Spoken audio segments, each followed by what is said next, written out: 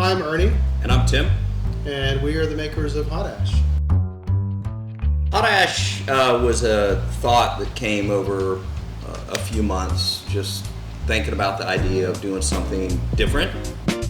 The name game. This is a super hot product. Who doesn't want a hot ash? I mean, grab yourself a hot ash. Grab that ash. Yeah. And you know, the I look at it a little bit too is that stainless steel rocket stove.